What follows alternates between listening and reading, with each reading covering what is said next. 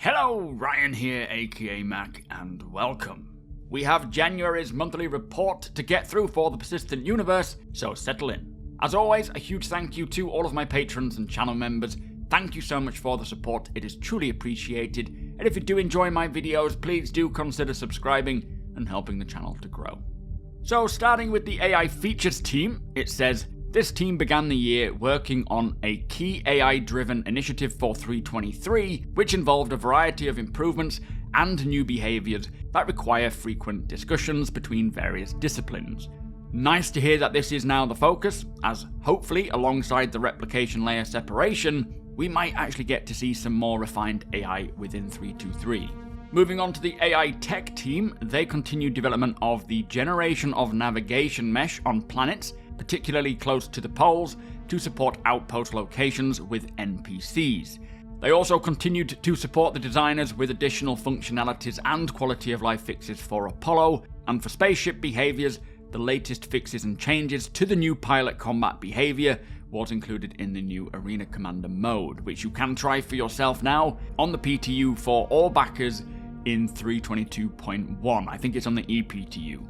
They're also currently developing a new data-driven loading procedure for subsumption data, which allows for stricter requirements on the data so that they can immediately identify issues. And this functionality will be enabled as an additional step when submitting for validation, which hopefully will remove the vast majority of, or not remove, but stop any potential bugs getting through the cracks so we don't have to deal with them in the persistent universe. Now for the character art team, they completed the racing flight suit and its helmet and continued to work on the Headhunters gang outfits. And interestingly, it was just mentioned recently that alongside the combat, spec ops, support and utility outfit and armors that are planned to expand, they have now included flight as part of this. So having specific flight wear that helps pilots do their job, which I do find really interesting, and I suspect for a racing flight suit, maybe it allows for potentially handling higher Gs.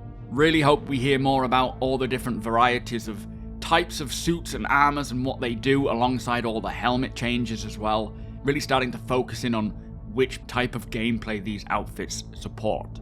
The character art team began exploring legendary armors and worked on handoff sheets, and also relating to armors, these armor types will range from common to legendary and everything in between as well. So really excited to see this start to flesh out a lot more and move away from just combat armor or basic armor that doesn't have any benefits or downsides to whatever you wear. Now for the weapon art team, they redesigned and changed the dimensions of weapon optics as we saw at CitizenCon, and these are coming for 323, which will be a nice refreshing change. Improvements were also made to the FPS weapon wear map, while various animations were fixed for ship weapons. And the weapon wear for FPS weapons will be nice to see, because the environmental effects or build-up of wear and tear, they don't apply to weapons yet. And so when you're in an armor suit and that is getting affected by the environment and your weapons remain intact, it can look a little off. Now next we have the economy team, who completed a balance pass on the alpha UEC prices of FPS weapons and are currently looking into the impact of structural salvage on the in-game economy. Now this work from the economy team will have a big impact on how we play, and in many cases what we decide to do. Not to mention making everything fit as you would expect it in terms of money earned versus prices of everything in the verse. Really can't wait to see more of these effects come into the verse, as it really is the backbone of the persistent universe, driving pretty much everything we want to get up to. Now for the core gameplay team, it explains how the character, vehicle, gameplay and Arena Commander sections are no longer separate, as the gameplay features team was reorganized towards the end of last year, which includes teams from Squadron 42, the persistent universe and Arena Commander, all to operate as one unified core gameplay pillar. So this is quite a huge change internally, aligning more with the new needs of the project now that Squadron 42 has entered the polishing phase. So last month, this team continued porting some of these Squadron features seen at CitizenCon into the persistent universe, which included making many of these features multiplayer compatible. The porting efforts and remaining codework on recoil improvements and the dynamic crosshair were completed and refined to give players the best experience possible. Plus, EVA was ported over to, all of which we know are coming with 3.23. For the new player interaction improvements, the team fixed various bugs. They're currently making sure that the interaction prompts, default actions, and control hints all work together to make it clear what will happen when players interact with something. Master mode testing and refinement is ongoing, as we can see with 3.22.1, with several successful playtests and rounds of positive feedback. And there has been a lot of changes, a lot of tweaks, only some of them very minor, some of them quite big, but they are continuing to just polish up and balance the master mode stuff, which you can really feel it coming together now. The resource network and live support features were further developed, with the devs scoping out the remaining work needed for feature release and clearing important tech debt.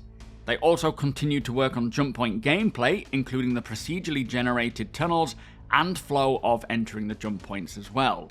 Now this is going to be really nice to see.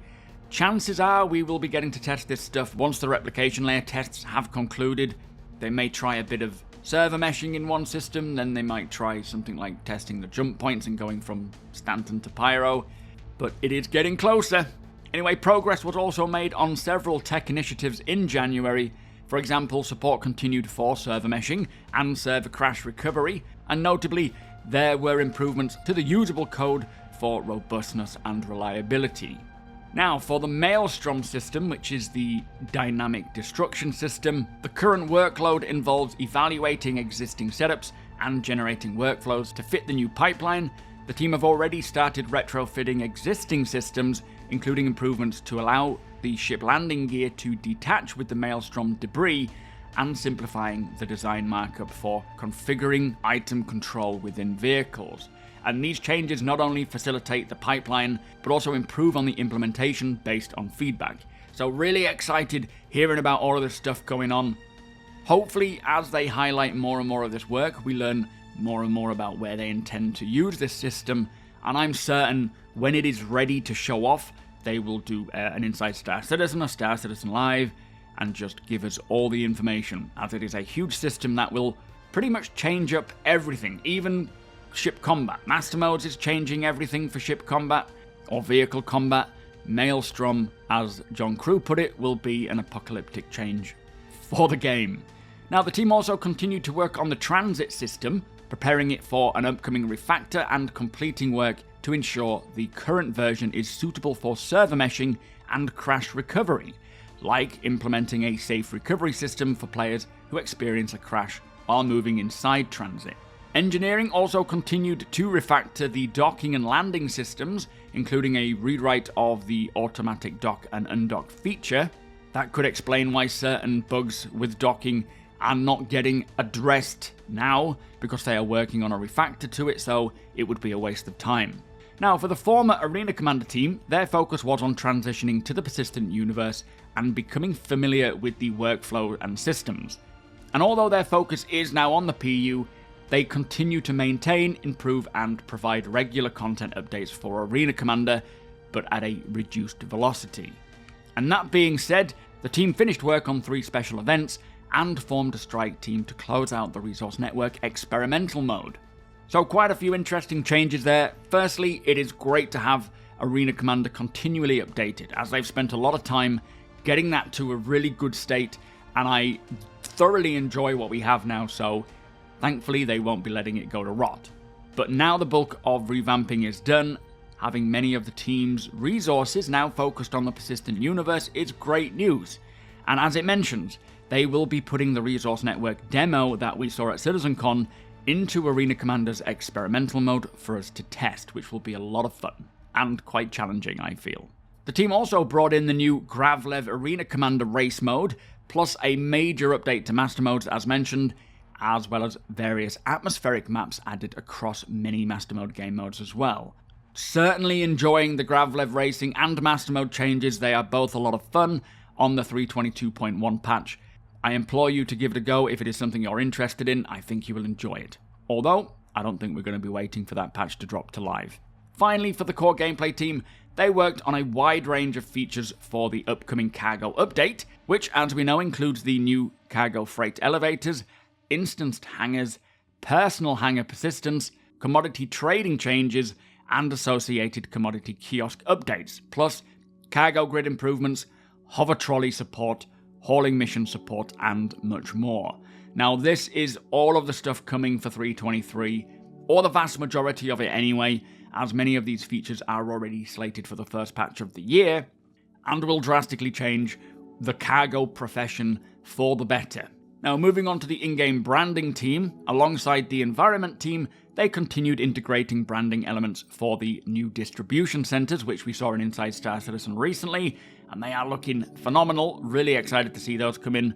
The development of Pyro's outposts also continued, with attention on finalizing signage to enhance visibility and communication. For the Live Tools team, they developed and implemented several new features to assist the player support teams. They're currently ensuring that the Network Operations Center becomes easier to use and meets the evolving needs of different users. Now, moving on to the EU locations team, the Sandbox 1 team continued to develop the upcoming distribution centers, while the Sandbox 2 team worked on location markup for the new star map and high-tech and colonial cargo elevators.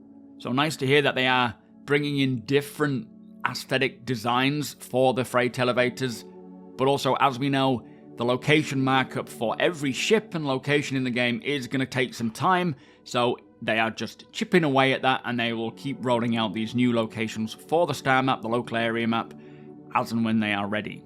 Progress was also made towards Pyro's initial release, which involved finalizing the placement of outposts and integrating content such as the new Defend mission. Now, a mission I suspect consisting of defending a location against a wave of enemies, which should be a lot of fun, even more fun when the AI are doing what they're supposed to be doing, and when Maelstrom comes along, plus all of these FPS and ship changes. Now, for the Montreal location team, they began the year closing out mandates, starting new ones, and planning for the year ahead. For example, they closed out the final bug fixing for additional derelict settlements and kicked off the white box for building interiors, and continued to work on distribution centers.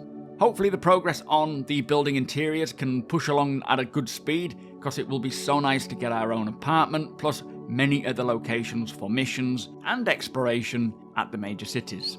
Now, for the mission design team, they continue to fix Siege of Orison for live release, tackling many long-standing issues, plus work continued on Blockade Runner, including finishing iteration cycles and bug fixing. Now, as we saw, they have done a lot of work on Siege of Orison, but this Blockade Runner mission sounds like it is going to be a lot of fun, and one that we can all get involved in together, and hopefully, with Reputation Hostility on the way as well, players will be able to take the sides of Ninetales. Now, the narrative team are up next, who are working on multiple large-scale initiatives that will add more story and character content into the game. They also met with the various design teams to generate text for some of the systemic missions being introduced in upcoming patches, which does sound pretty interesting. I know they want a dynamic, a systemic mission system, where they don't have to have as much hands-on and missions can be linked using different mission archetypes all together. But it was quite a while since we heard about this, so it'll be interesting to get an update at some point. Now, the narrative team also looked back at the existing lore and science of other planets and moons to make adjustments based on gameplay needs, with the team saying this back and forth is crucial to aligning the established lore to maximize fun gameplay loops, like resource gathering, as well as endeavors undertaken by the environment team. Now, this process I think is going to be very common as they start rolling out the new star systems, just like we have seen with Pyro, as when these systems were ideated, it was way before the intended use of procedural generation. So now having places where players can actually free roam, it didn't exist back then, or that wasn't the plan. So do expect a lot of planets in the various systems to get more maybe habitable, or just being expanded upon to allow gameplay, just like we saw with Pyro getting retconned. Now, the team also continued to examine existing behaviours and looking for ways to fix bugs and pops while building a more comprehensive system based on what was learned during Squadron's development. And one of the first initiatives is building a general civilian line set to populate larger spaces, as well as looking at upcoming and tourist behaviour to accommodate large-scale events like Invictus and the IAE. It will be so nice to see how far Cloud Imperium are able to take the fidelity of the population of NPCs, seeing them come to life, and then with all of this AI stuff going on as well, being able to have a conversation with them, which I know one of the audio team wanted to do was, if you use VoIP and speak to an AI or an NPC, they will respond appropriately. That's obviously very long term, but in terms of visual and animation and just what they get up to in the verse, seeing an NPC population looking as good as possible, I hope they can really stretch the boundaries for gaming. Now, for the R&D team, further progress was made on the temporal render mode for atmosphere and clouds. Also, amongst other things, ghosting around cloud fringes was reduced. A code interface was implemented to allow gas clouds to hook into the temporal reconstruction process, as R&D would like to explore the possibility of sharing this render pass, which will allow gas clouds to benefit from associated performance improvements as well, which makes great sense. Great to see a lot of work in this area, much of which we did see at CitizenCon. Hopefully we're getting this in 3.23 or throughout this year, but just taking those environments up a notch even more will be so nice. Now, for the UI team, they worked on the building block framework for the Freight Elevator UI, which was accompanied by the ongoing creation of art mockups to ensure a visually cohesive experience.